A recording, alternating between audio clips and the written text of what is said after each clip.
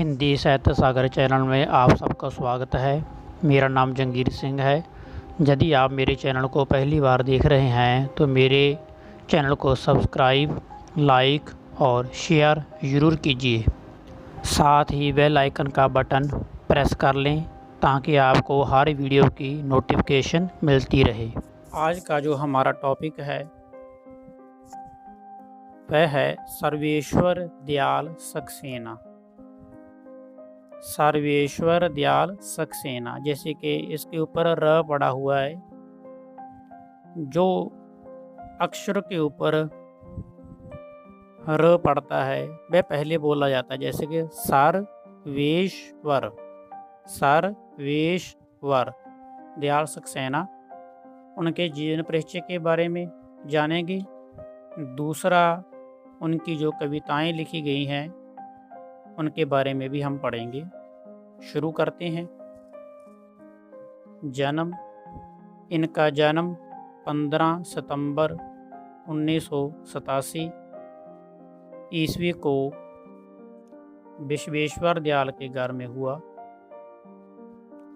यह मूल कवि हैं और साहित्यकार हैं। इनके जीवन परिचय के बारे में, इन्होंने दिनमान का कार्यभार भी संभाला और सामाजिक चेतना को जागृत करने के लिए इन्होंने बहुत सी रचनाएं लिखी, रचनाएं लिखने का प्रयास किया। इनकी सोच हमेशा आगे वाली थी, अग्रगामी थी। शिक्षा, इन्होंने बीए की शिक्षा इलाहाबाद से प्राप्त की और एमए की शिक्षा भी वहीं से प्राप्त की।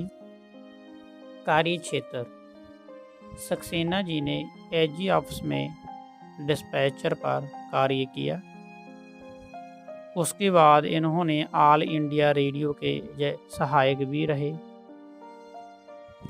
और कुछ समय भोपाल में रेडियो में काम करते रहे। आगे है इनकी रचनाओं के बारे में।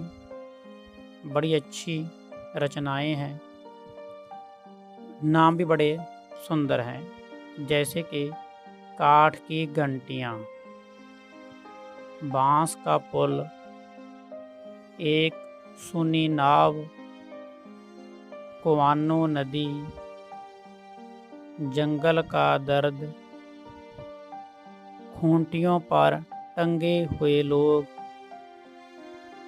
पागल कुत्तों का मसीहा, सोया हुआ जल, कच्ची सड़क।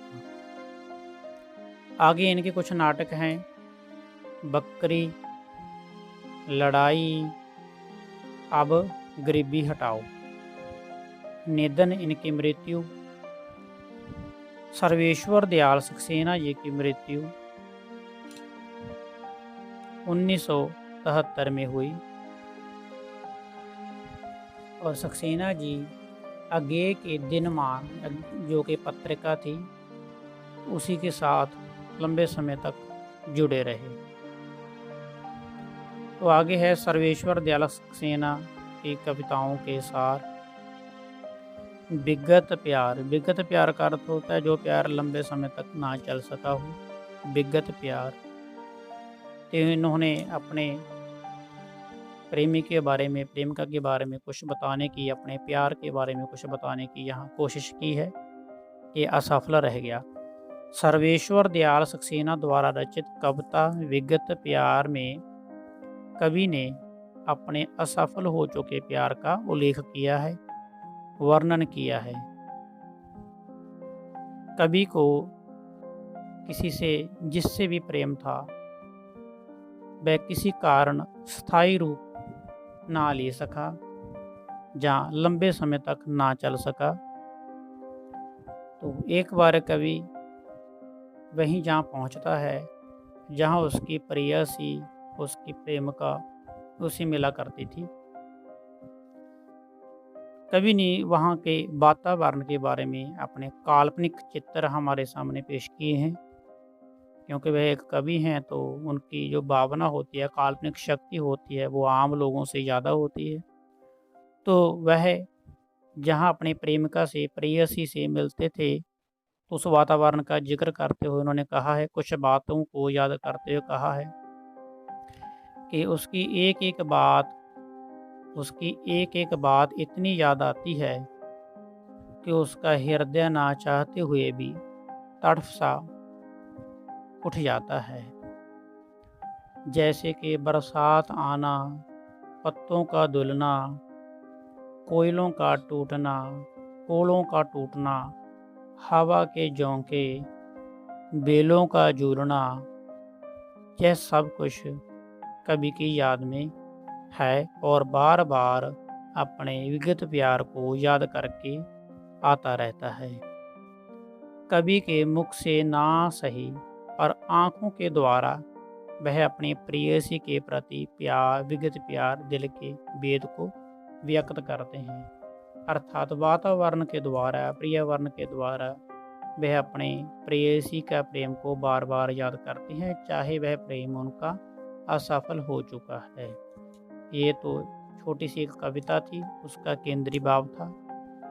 दूसरा है पोस्टर और आदमी। इसमें कवि ने यह बताने की कोशिश की है कि आदमी को लोग आदमी नहीं मानते, लेकिन जो पोस्टर में आदमी रहता है, जो चार्ट में आदमी रहता है, उसे देख देख कर लोग खुश होते हैं, आह्लादित होते हैं और सीटियां भी बजाते हैं। तो शुरू करते हैं। पोस्टर और आदमी कवि के काव्य संग्रह, कविता संग्रह एक किताब है, काठ की घंटियाँ। उसमें यह संकलित है, पोस्टर और आदमी। कवि ने इसमें आज के लोगों का जो दिल है वह मुर्दा हो चुका है, उसके बारे में संकेत किया है। क्योंकि पोस्टर में जो आदमी खड़ा होता है वह भी मुर्दा ही होता है, तो मुर्दे का मुर्दे से ही प्रेम है। ठीक है, पोस्टर वाला आदमी बोलेगा थोड़ी। तो कवि का मानना है कि लोगों का जो दिल है वह मुर्दा हो चुका है, उसकी ओर संकेत करते हुए उन्होंने कहा है कि उनके उद्देश्य में स्वार्थ जुड़ चुका है, लोगों के उद्देश्य में भी स्वार्थ जुड़ चुका है। कवि अपने आप को बड़े बड़े पोस्टरों की तुलना में छोटा और दबा हुआ महसूस करते हैं। उनका मानना है कि पोस्टर तो चुप होते हैं, एक से बाब होते हैं, फिर भी लोगों की भीड़ उन्हें देखने के लिए लगी रहती है। तो ऐसा ही होता है, हम भी ऐसे ही करते हैं ना, पोस्टरों को देखते हैं ज़्यादा। हाँ, पोस्टर वाला आदमी चाहे पोस्टर के नीचे क्यों ना खड़ा हो, उसे हम नहीं देखते, लेकिन पोस्टर को ज़रूर देखते हैं। तो कवि का मानना है कि पोस्टरों की तुलना में वह बहुत छोटा हो चुका है, लेकिन पोस्टर में जो व्यक्ति खड़ा होता है, जो पुरुष खड़ा होता है, उसके एक से बाब होते हैं,